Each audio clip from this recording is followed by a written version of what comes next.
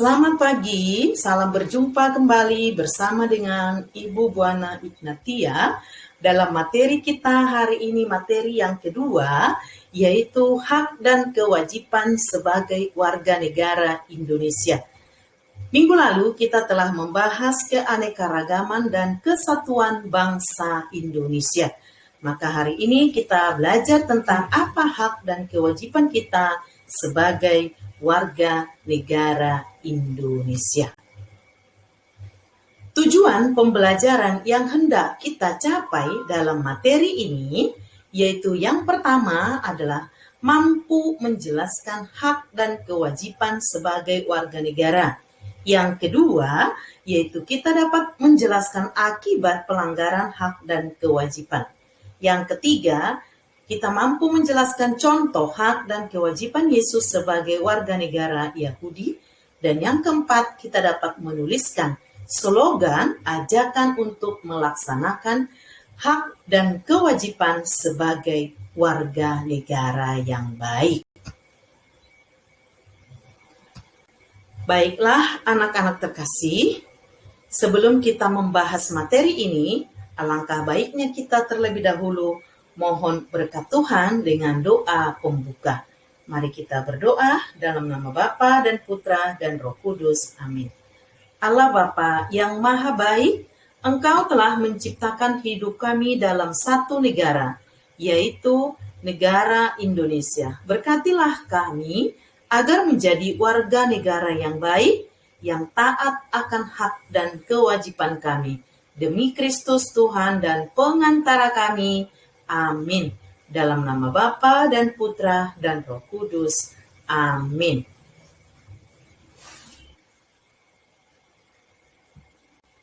Baiklah anak-anak terkasih, sebelum kita melangkah dalam materi ini, kita pertama-tama melihat apa pengertian hak dan kewajiban sebagai warga negara. Hak adalah kekuasaan atau kewenangan yang dimiliki oleh seseorang untuk mendapatkan atau memutuskan untuk berbuat sesuatu kewajiban.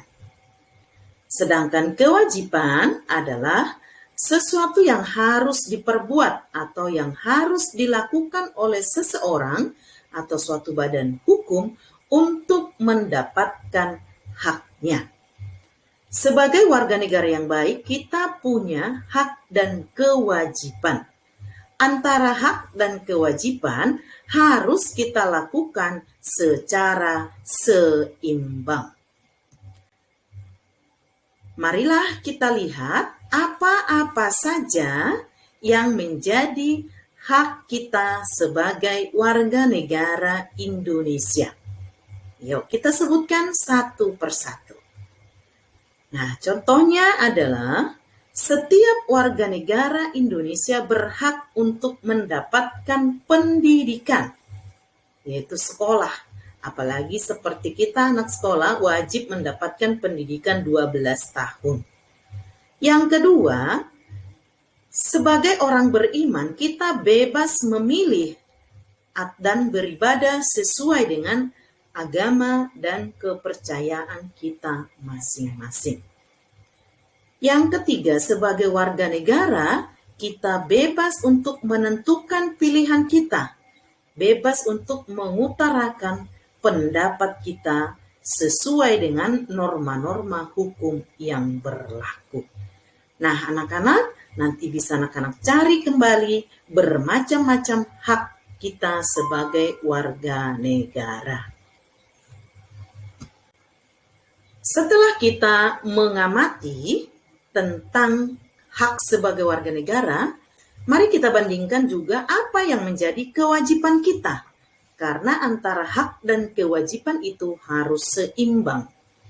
Kita melaksanakan kewajiban, baru kita menerima hak kita. Kewajiban kita yang pertama adalah setiap warga negara ikut serta dalam memperingati hari kemerdekaan, atau sebagai seorang siswa kita wajib ikut upacara setiap hari kemerdekaan atau hari-hari yang telah ditetapkan sebagai hari nasional.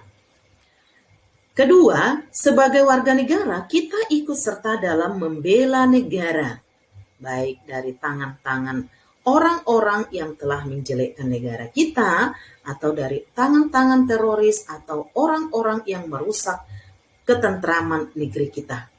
Yang ketiga, kita wajib menaati peraturan yang berlaku, misalnya peraturan rambu-rambu lalu lintas dan peraturan dalam masyarakat.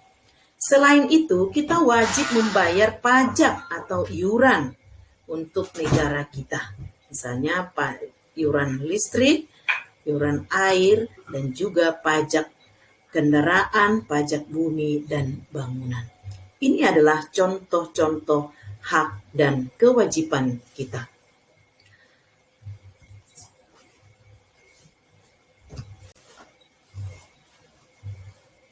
Nah, anak-anak terkasih, Ibu menyiapkan satu video film pendek tentang hak dan kewajiban. Anak-anak nanti bertugas untuk mencari apa-apa saja pelanggaran hak dan kewajiban yang dilakukan oleh siswa melalui film pendek tadi. Dan apa seharusnya yang hak dan kewajiban siswa yang harus dilakukan sebagai seorang siswa atau pelajar di sekolah.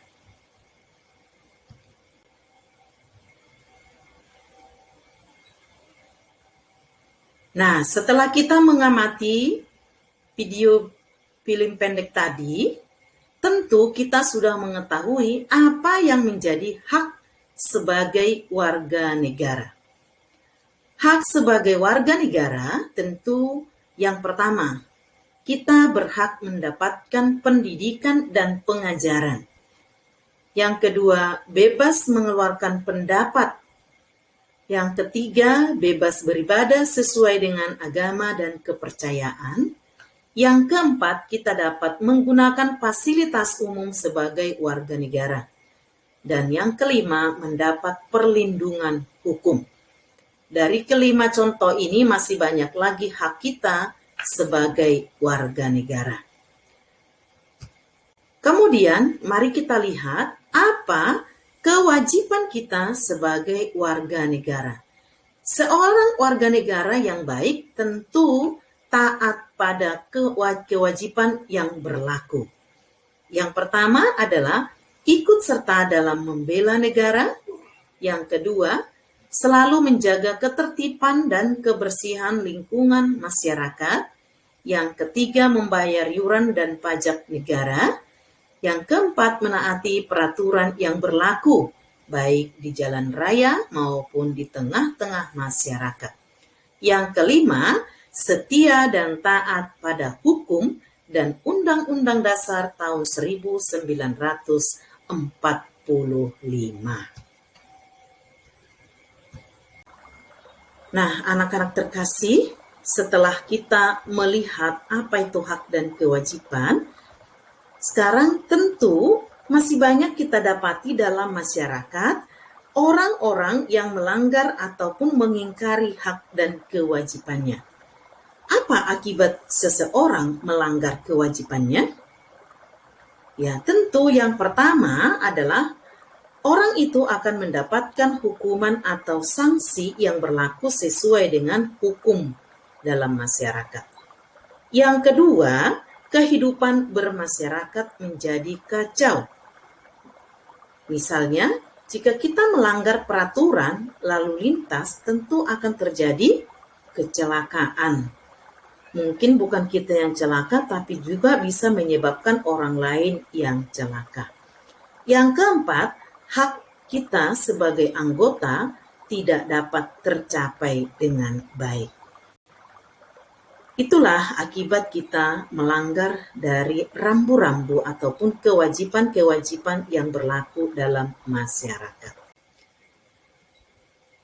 Nah, anak-anak terkasih, sebagai bahan refleksi bagi kita, apa akibat ataupun penyebab terjadinya pelanggaran hak dan kewajiban?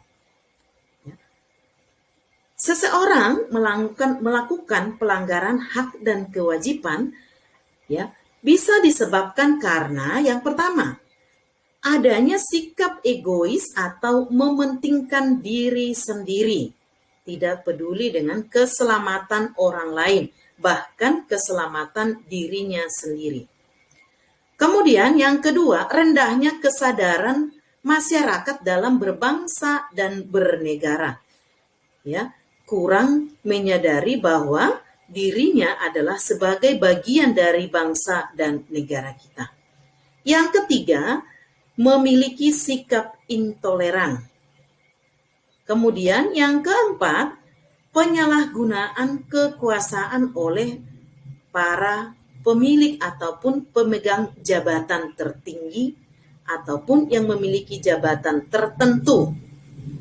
Bisa juga disebabkan karena ketidaktegasan aparat penegak hukum, sehingga dengan mudah disuap oleh orang-orang yang melanggar hak dan kewajibannya. Dan yang terakhir adalah terjadinya pelanggaran hak atau kewajiban itu disebabkan oleh penyalahgunaan teknologi zaman sekarang ini. Inilah akibat ataupun penyebab terjadinya pelanggaran hak dan kewajiban. Bercermin dari tindakan-tindakan manusia yang sering terjadi dalam masyarakat yang kurang taat akan hak dan kewajibannya, mari kita jadikan Yesus sebagai refleksi kita. Dalam Matius 17 ayat 24 sampai 27 dan Matius 22 ayat 15 sampai 22, di mana Yesus melaksanakan kewajiban dan haknya yang seimbang. Apa saja kewajiban yang dilakukan oleh Yesus? Yaitu yang pertama adalah Dia membayar pajak kepada kaisar. Selain kepada kaisar, Yesus juga membayar pajak kepada Allah. Itu menunjukkan bahwa Yesus tidak menomorsatukan kaisar atau menomorduakan Allah, tetapi antara kewajiban kepada Tuhan dan kepada negara seimbang.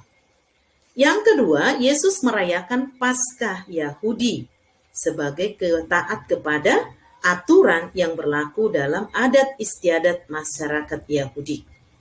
Yang ketiga adalah taat pada hukum Taurat Musa. Dan yang keempat, ikut membela bangsanya dan mengajak bangsa Israel untuk bertobat dan kembali kepada Allah. Ini adalah contoh-contoh kewajiban yang dilakukan Yesus sebagai warga negara. Selanjutnya, mari kita lihat apa hak Yesus. Selain dia melaksanakan kewajiban, Yesus juga mendapatkan haknya sebagai warga negara Yahudi. Yaitu hak yang pertama, dia bebas mengajar orang-orang tentang kerajaan Allah. Menyampaikan pesan-pesan tentang kerajaan Allah kepada para pendengarnya. Yang kedua, Yesus bebas menggunakan bait Allah untuk berdoa, yaitu beribadah sesuai dengan agama Yahudi. Yang ketiga, Yesus juga mendapat perlindungan hukum, meskipun dalam mendapatkan haknya, para penegak hukum kurang tegas, sehingga Yesus harus dihukum mati atas desakan orang-orang banyak. Nah, anak-anak terkasih, ini juga sebagai bahan refleksi kita di dalam kehidupan kita sehari-hari. Sebagai manusia, kita atau sebagai warga negara Indonesia, kita wajib menaati hukum yang berlaku. Kita wajib melaksanakan kewajiban kita dan kita akan mendapatkan hak kita. Sebagaimana Yesus juga taat kepada hukum yang berlaku dalam negaranya. Baiklah anak-anak terkasih, sebagai tugas yang pertama adalah apa saja kewajiban kalian di rumah dan di sekolah. Kamu sebutkan satu persatu Kerjakan di buku latihan nomor 1 sampai nomor 5. Kemudian buatlah slogan sebagai ajakan untuk melaksanakan kewajiban di rumah atau di sekolah dan di masyarakat. Kemudian dihias lalu dikirim ke Miss lewat WA. Terima kasih anak-anak terkasih dalam materi kita hari ini. Sekian pembelajaran kita, semoga kita tetap dalam lindungan Tuhan. Shalom, sampai jumpa minggu depan.